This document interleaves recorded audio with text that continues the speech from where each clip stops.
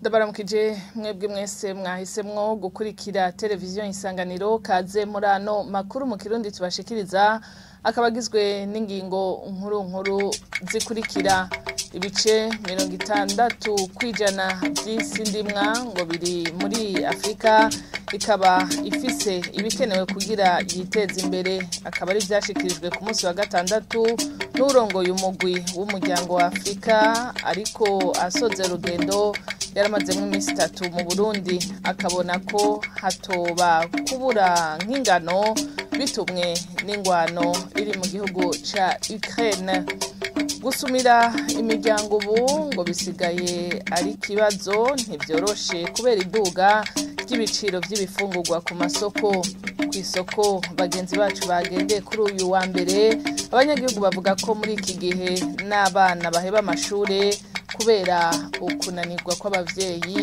murabikurikira mu idonido ryano makuru.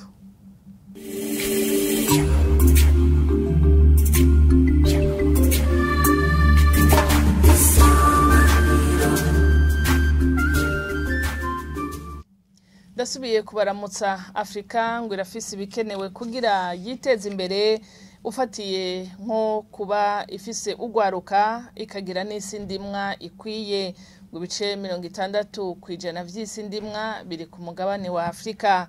Musa Faki Mahamat arongoye umugwi w'umuryango wa Afrika yabivuze ku munsi wa gatandatu ariko arasozera urugendo yaramaze mu minsi 3 hano mu gihugu cy'u Burundi kubwiwe ngo biratangaje no kubona hari nk'ubukene bw'ingano kubera ingwano iri kirabera mu gihugu ca Ukraine akavuga ko yanezerejwe no gusanga umukuru w'igihugu cy'u Burundi ku kivi mu ntara ya Kirundo aho yahavuye amwakirira. J'ai appris que tout le temps il est en tournée à l'intérieur du pays pour voir ce qui se passe, pour encourager, pour encadrer. Je crois que c'est la manière qu'il faut. Narumvise ko igihe cyose abari hagati mu gihugu kugira arabe biriko biraba kugira kandi atera intege abari ku kivi. Nibaza ko gushigikira abari ku kivi ariko karorero keza kuri uno mugabane ikintu nkenerwa ca mbere nibikogwa kuba abantu bashobora gutekana mu bijanye n'ibifungurwa ni itegeko ku ndongozi iyo ari yo yose. Ntivyumvikana ingene Afrika ifise ibirometero kwadarato ibihumbi 30 amazi isi ndimwa abantu bakiri bato ukuntu yoguma irindiriye gukura ingano muri Ukraine ibigori sinzi yo bizanana ntivyumvikana. Nibaza ko igikenewe ari ugukora muri ico gihe Afrika izoheza yigenge mu mwimbu mbere ishore no mu makungu. Baratubwiye ku bice 60 kwijana vy'isi ndimwa bitarakora biri ku mugabane wa Afrika. Ivyo ni ibintu vyibonekeza. Nukuvuga rero ingorane ntizibuze igikenewe n'ugukora kugira tuzivemo. Ni nkenerwa kandi ko haba kwiyunga. Afrika ntizotera imbere itagiye iriyunga. Ndumva ko hari umugambi ukomeye w'inyubakwa zihuza ibihugu aha mu karere ka Afrika y'ubuseruko. Uburundi burafise isoko zibiri zikomeye. Republika Iharanira Demokarasi ya Kongo na Tanzania. Ingorane ariko ntiziri Burundi gusa. Harakenewe inyubako ziduhuza, umuyaga nkuba, amahinguriro n'ibindi kugira dushikire ya Afrika twifuza koko. En tant qu'Union africaine pour pouvoir atteindre l'Afrique que nous voulons. Turabandanya nano makuru twabateguriye abantu 107 kubashika 129 baburiye amapikipiki mu isanganya ry'umuriro wadutse mu mwaka uheze kuri station Bupepe basaba gutunganirizwa inyuma yaho bitavye ubugira gatatu sentare nkuru ikukira komine Ntahangwa atakivamwo bavuga ko haragahaze kuko baguma bahabwa amasango bagasaba gutunganirizwa uko imiryango yabo yishwe n'inzara. Ni nkuru tubaza mugenzi wacu Sheila Irambona. Ibintu biriko biradindira ntibiriko biranyaruka nkuko vyategerezwa natwe imiryango yacu yari tunzwe n'ivyo vyuma turiko turamererwa nabi ubu hamaze kucamwo amezi 6. Ubu muntu ni umwe mu bantu 107 baburiye amamoto yabo kuri station Bupepe iri muri zone Ngagara igihe iyo station yafatwa n'umucanwa mu kwezi kw'icenda mu mwaka uheze. Kuri no wa mbere bari bitavye isango bari bahawe na sentare nkuru ikukira komune Ntahangwa babajijwe bakaba bamenyesheje ko iryo sango rigize irya gatatu bitaba sentare bakidogera sentare ko amezi 6 agiye kurenga ubwo rubanza rutaracibwa. Aho twaritavye ubutungane baratubwira ku isango ya mbere ko hariho ibibura muri dossier, turabitunganya turahabwa irindi sango rigira kabiri, iryo nayo nyene twaragitavye dusangwa umushingwamanza wa Bupepe ngo ntiyashoboye kuronka neza ibirego n'imburano zacu. Aho rero arasaba yuko urubanza rusubizwa inyuma, turarindira igisango y'uno munsi. Ubu naho nyene twabonye ko bitariko biroroha. Ababuze ivyo vyuma bakaba kandi bamenyesha ko bikeka ko sentare yoba ifise aho ihagaze kuko atanarimwe irakurikiza ivyo basaba ko hogera icokozwe kugira urubanza ruve mu nzira uko imiryango yabo iriko irahura n'ibibazo.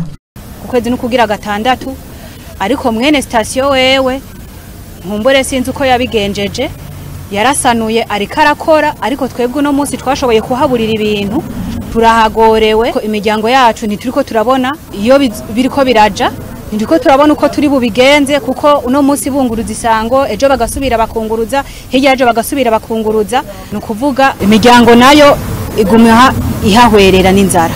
Dusaba yuko bwo kwitondera neza ino dossier ukayikora neza ikava mu nzira kuko imiryango irarushe, iri mu bukene butagira izina. Hariho abashikiye ivyo vyuma bikoze ku bindi byotunze umuryango, abandi babishikiriye basavye ingurane mu mabanke, banke yo iyo ntiyengeshanya kuguma yandika inyungu zayo. Inyuma y'iryo sango sentare nkuru ikukira komune Ntahangwa akaba yabahaye irindi sango, bakaba babwiwe kugaruka inyuma y'amezi 2 atatariki babahaye. Kubwabo iryo sango rikaba ryatumye hagabanuka icizere ko bazobona urubanza rwabo rucika vuba. Sheila Irambona arakenuye. Amakuru twabateguriye arabandanya. Uguheba amashure ku bana no kutumvikana hagati y'abubakanye ni zimwe mu ngaruka ziriko ziribonekeza kubera iduga ry'ibiciro vy'ibifungurwa ku masoko. Abaganiriye na bagenzi bacu kuri uyu wa mbere ku isoko ya Kotebu bavuga ko bisigaye bigoye gusumira imiryango yabo, bagasaba leta kugira icikoze kugira ibiciro bigabanuke. N'inkuru tubaza Ahmed Mutore. Nivyanka byose tuzoduga, sinzi wayiririmbye iyo ndirimbo namwe murayizi. Nivyanka gose tuzoduga kwe, twaravuze ha twarananiwe kwe, basha ubu umuntu wese no kwipambaniranye no kwiwe. Ayo namwe mu majambo y'abanyagihugu twasanze ku isoko ya Kotebu mu gisagara ca Bujumbura kuri uyu wa mbere, bavuga ko barengewe n'iduga ry'ibiciro by'ibifungurwa. Zimwe mu ngaruka zimaze kwibonekeza ngo ni nk'inzara mu miryango ituma ingo zihungabana, abana nabo bagata amashure. Ashaka kuza mu isoko ndarangaje nkunguka 5 cenkaronka 4 ngaca mbura ukuntu ivyo 4 ndabisigira abana ivyo 5 nkiyumvira gukuramwo ikiro cy'ibiharage na 2 ikiro cy'umuceri na 2 aho rero basuku naho woronka iyo nusu y'ibiharage ukacugura n'inusu y'umuceri babana bane bawe, kandi aho rero dushiramo igitunguru gusa n'umunyu, ibintu vy'amavuta n'ibikivuga. Mu bana biwanje bane barashaka kuvuga ati mama ntituje ku ishuri, tugena ku ishuri dushoboje dushaka kwiga ku ishuri, kandi madama acha twirikana iyo abonye dutangaye gusinzira. Ubu abana benshi bahevye ishuri kubera ikinzara. Hariho aho gushwana hagati y'abubakanye ugasanga bariko baratata kumvo zo kubera usanga ata mfungurwa zikwiye zihari canke imbere no kubura zikabura, hanyuma abana bagatangura bangara baja mu bisagara kurondera kumbure icosumbirize mu miryango yiwabo. Abana ugasanga baragwara amakwashi ko mu muryango nabo baca batangura kudandaza amatongo kugira ngo barabe ukuntu bo kwibeshaho. Naye abakora ubuzi bubayabaye baridoga ko batakironka babashorera. Abaguzi benshi ngo bahitamwe kubanza kurondera ivyo bafungura. Uyu numwe mu batembereza impuzu. Nkaje urabona nicururiza impuzu hamvuye muri baro ndaranguye. Ishati ndanguye 8,000 zawumva umpaye 4. Zawumva kubwiye ngwe bana ngo nzoba ndambara abanza gushira mu nda. Urumva ni bya biciro.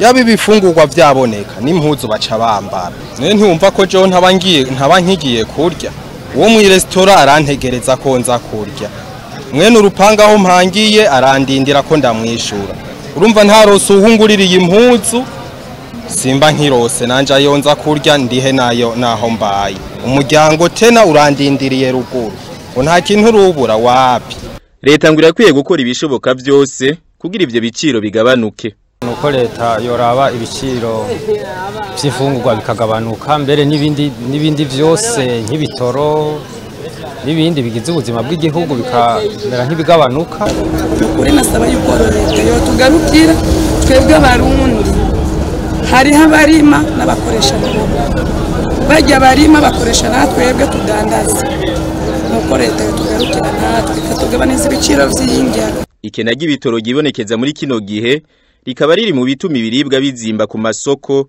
kubera ibiciro byo kunguruza abantu n'ibintu navyo nyene biba vyaduze. Ahmere Mutore nawe urakenuye iduga ry'ibiciro riravugwa kandi mu gihugu ca Kenya ahazendutse imyerekano yo kuvyiyamiriza kuri uyu wa mbere abashika 200 muri abo bagize imyerekano bafashwe n'igipolisi harimo n'abashinga mateka babiri batavuga rumwe na leta n'inkuru tubaza Lydia Gahimbare.